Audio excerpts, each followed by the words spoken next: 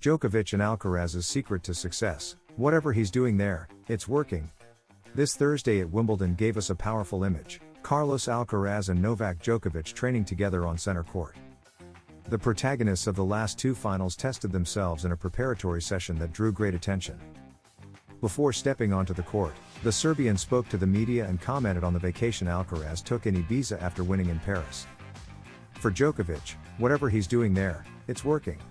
He always wins before and after Ibiza, said the Belgrade native, a 7-time champion at the Cathedral. The former world number one also showered praise on Alcaraz and Sinner after the final they played at Roland Garros. What they did in the final was incredible. I was at home, my wife wanted to watch the match, but I didn't.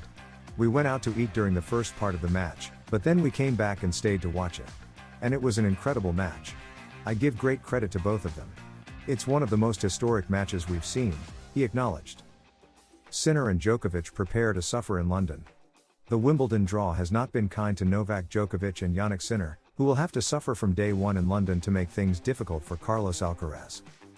Wimbledon 2025 is already underway, or at least from this Friday the final draw and the matches we will enjoy starting this Monday, June 30th, are known, as well as the path all the main players will follow up to the final on Sunday, July 13th. And as always when luck plays a role, some have been more fortunate than others with their draw, such as Carlos Alcaraz. Others will have to sweat almost from the beginning, like Jannik Sinner, Novak Djokovic, or Jack Draper. Starting with the number 1 seed, his first round opponent will be his compatriot Luka Nardi, who on paper shouldn't pose much of a challenge, just like the winner of that Tseng Vukic match in the second round. However, the third round already looks uphill, with the 27th seed, a specialist like Denis Shapovalov, potentially his opponent. If he wins, the round of 16 will likely bring Tommy Paul or Grigor Dimitrov. But the real tourmalet starts in the quarterfinals. Lorenzo Musetti, who arrives quite hampered without having played on grass all year, or more likely, Ben Shelton, who plays very well on this surface. After that, Draper, Djokovic, or a surprise, and then the winner of Alcaraz's half in the final. For Noel, the situation is very tough. He debuts against Frenchman Alexander Muller, while in the second round he'll likely face Daniel Evans. From there, things get serious. Alex Michelsen or Chris Eubanks in the third round, a fourth round against de Minaur or Macaque, and then the quarters against whoever emerges from the Draper, Bublik, or Mensik group, before a possible semi-final against Sinner and a hypothetical final against Alcaraz. Jack Draper, against the early round nightmare.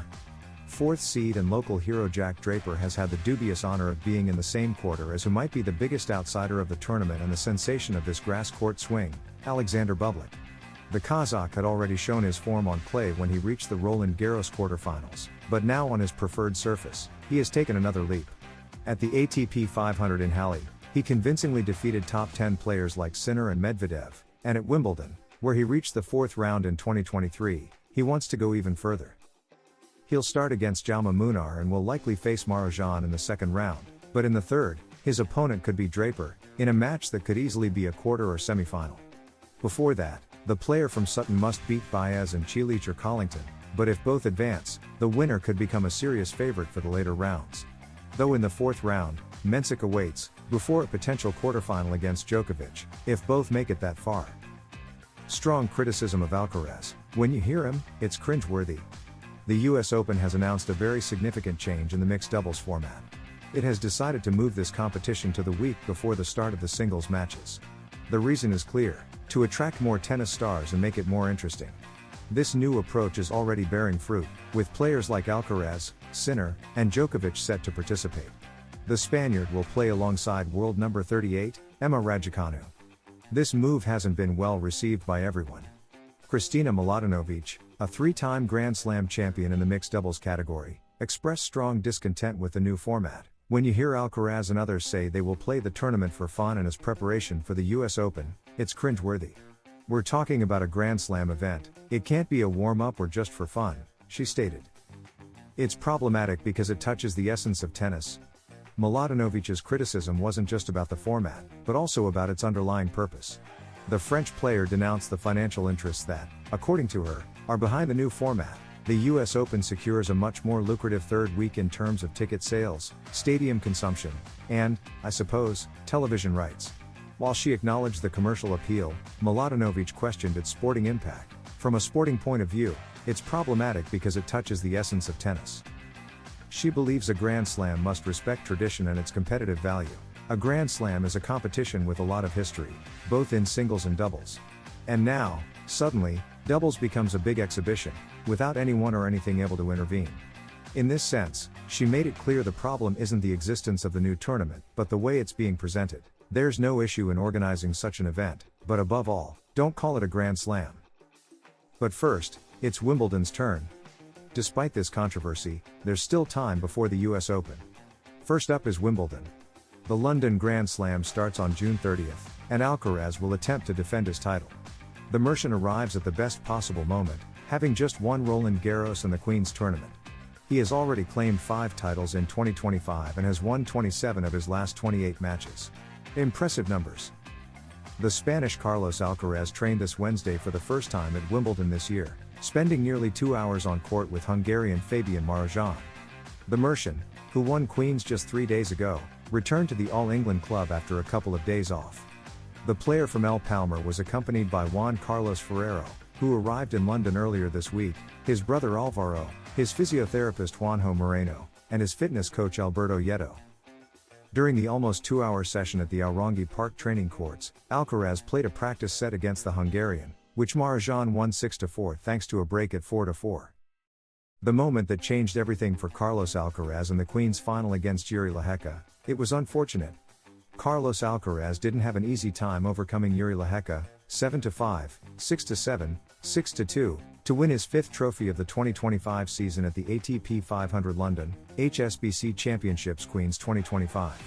The Mercian, solid on serve for most of the match, made things hard for himself in the second set tiebreak with a double fault that forced a decider to beat the Czech. "It's a fantastic feeling," Alcaraz said in a flash interview before lifting his second Queen's trophy, completing the win over Jiri Lehecka. "It's been an incredibly positive and amazing week. Winning titles and tournaments is always nice, and here at Queen's, it's even more special. That's 2 victories now, in a week when I honestly didn't have any expectations," he said, referring to the ever-humorous grass garrots or grass mode comments after his second triumph in Paris.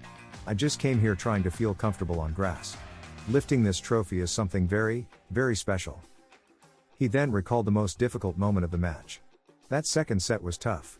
At 5-5, suddenly hitting a double fault was quite disappointing. I had been serving pretty well until then, but then I started missing first serves, and I made that double fault. It was unfortunate, because I was controlling the match, always even with the serve in that set, I was feeling really good." But as always, Alcaraz drew on the mindset that's turning him into a true legend. "I tried to use that second set as a push to do things right in the third.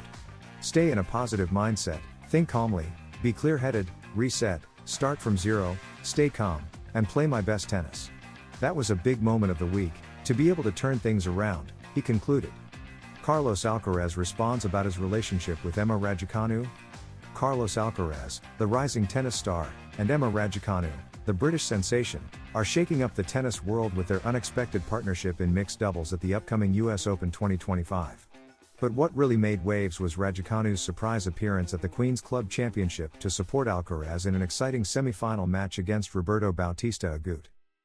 In a post-match press conference, Alcaraz expressed his joy at Raducanu's presence, admitting he was focused on the match and only learned she was there through social media. "I'm just happy she came to support me, to watch my match. Yeah, I think it was great to have her in the stands," Alcaraz said. This unexpected show of support has fans buzzing about the camaraderie between the two young talents. The excitement doesn't end there, as Alcaraz revealed his desire to return the favor by watching Raducanu compete in Eastbourne or Wimbledon, if his tight schedule allows.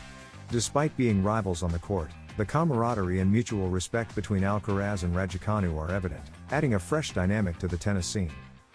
As Raducanu prepares for her comeback in Eastbourne following an injury-related absence, Alcaraz faces Jiri Lehecka in the final of the ATP 500 event after a tough win in the semi-finals. The stage is set for an intense showdown between 2 talented players, with fans eagerly awaiting the result. As the tennis world excitedly anticipates future clashes and collaborations between Carlos Alcaraz and Emma Raducanu, one thing is clear: these 2 young stars are redefining sportsmanship and camaraderie in tennis, captivating fans with their talent both on and off the court. They can't believe how much money Alcaraz has earned after winning Queen's.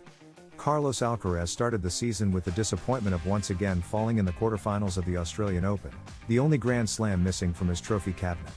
He also had a scare during the clay court swing with muscle warnings in both thighs, the right adductor and the left hamstring. But nothing has slowed his momentum. He began to bounce back after admitting he had hit rock bottom following his loss in Miami at the end of March to Belgian David Goffin. On clay, he found redemption. Champion in Monte Carlo, Rome, and Roland Garros, finalist in Barcelona, where he suffered muscle issues that kept him from fighting for the title eventually won by Dane Holger Rune, and then withdrew from Madrid. He's now won 18 straight matches and 5 titles after capturing his second ATP 500 at Queens by beating Czech Jiri Lehecka in the final. He's reclaimed his dominance on grass, where he already triumphed in 2023, paving the way for his later Wimbledon success.